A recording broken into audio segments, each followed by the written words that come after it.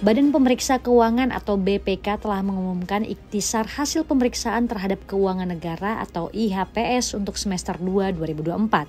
IHPS semester 2 2024 itu menghasilkan penyelamatan keuangan negara dari kerugian, di mana potensi kerugian dan kekurangan penerimaan negara sebesar 43,43 triliun rupiah. Atas permasalahan tersebut, selama proses pemeriksaan telah dilakukan pengembalian ke kas negara atau daerah atau perusahaan atau badan lainnya pada saat pemeriksaan sebesar 1 triliun rupiah. Selain menyelamatkan keuangan negara, BPK turut memperbaiki tata kelola keuangan negara melalui dukungan pemberantasan korupsi, diantaranya melalui pemeriksaan investigatif dengan nilai indikasi kerugian negara sebesar 2,21 triliun rupiah.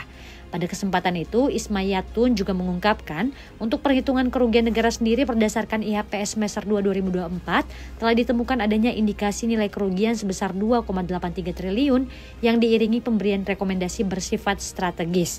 Rekomendasi ini diantaranya mencakup penetapan tata cara pengisian kuota jemaah haji, verifikasi dan validasi data penerima, dan penyaluran bantuan pendidikan program Indonesia Pintar dan Kartu Indonesia Pintar KIP Kuliah.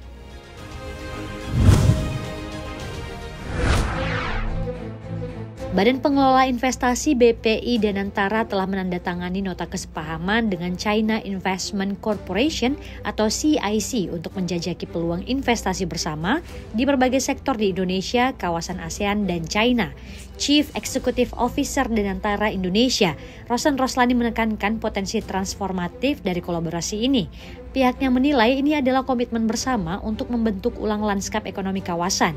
Ia menyebut dengan lebih dari 800 BUMN dalam portofolio Danantara Indonesia siap memimpin dalam mobilisasi modal strategis untuk industri hijau, ketahanan pangan, dan transformasi digital. Adapun hal yang dibahas dalam MOU ini adalah penetapan kerangka kerja bagi potensi investasi bersama antara Danantara Indonesia dan CIC.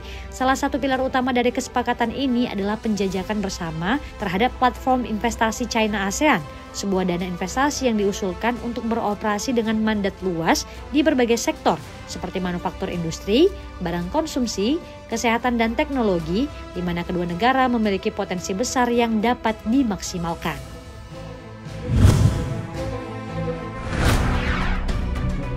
Menteri Badan Usaha Milik Negara Erick Thohir buka suara terkait kabar perusahaan plat merah yang akan menyelamatkan emiten tekstil PT Sri Rejeki Isman Tbk atau SRIL atau yang dikenal dengan Sritex. Hingga saat ini Erick belum dapat memastikan partisipasi BUMN dalam penyelamatan Sritex. Namun dia menyebut jika terdapat aset yang menarik maka BUMN akan mencoba berpartisipasi. Erick mengungkapkan saat ini proses Sritex sendiri masih dalam penanganan kurator atau belum mendapatkan kepastian status hukum. Sebagai informasi, setelah putusan pengadilan yang menyatakan Sritex pilot, kini kendali atas perusahaan ada di tangan kurator.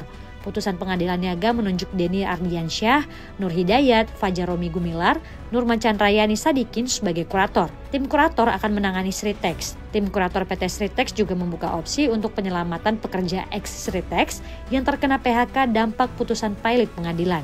Nantinya opsi penyelamatan itu berupa penyewaan aset Sritex dari investor. Langkah ini dilakukan untuk menjaga nilai aset Sritex yang akan dilelang agar tidak turun nilainya, sehingga pabrik bisa beroperasi dan menyerap tenaga kerja ex-PHK Sritex.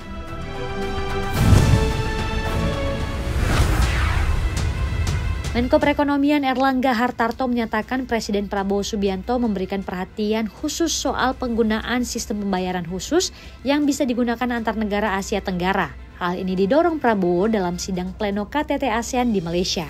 Erlangga mengatakan sidang pleno banyak menyoroti kurang optimalnya perdagangan antar negara Asia Tenggara atau intra-ASEAN. Dengan total 600 juta penduduk dan kapasitas ekonomi sampai 4,2 triliun dolar AS, Erlangga menyebutkan semua negara sepakat perdagangan intra-ASEAN harus diperdalam.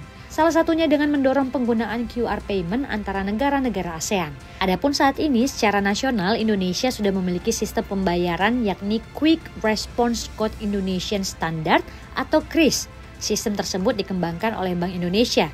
Saat ini KRIS antar negara telah berjalan di 3 negara, yakni Malaysia, Thailand, dan Singapura.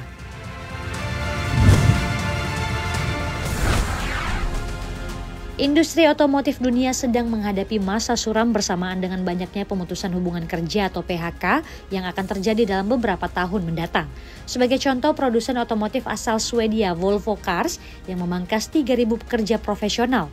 PHK tersebut akan mewakili sekitar 15% dari staf kantor perusahaan, di mana hal ini akan menimbulkan biaya restrukturisasi satu kali sebesar 1,5 miliar crown atau setara 2,5 triliun rupiah.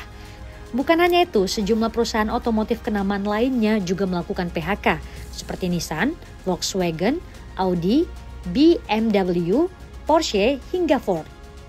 Dengan jumlah karyawan yang dipangkas mulai dari 180 hingga 10.000 karyawan. CFO baru Volvo Cars Fredrik Hansen mengatakan bahwa meskipun semua departemen dan lokasinya akan terdampak, sebagian besar PHK akan terjadi di Gothenburg, Swedia. Dengan sebagian besar produksinya terpusat di Eropa dan China. Volvo Cars lebih rentan terhadap tarif baru Amerika Serikat daripada banyak pesaingnya di Eropa.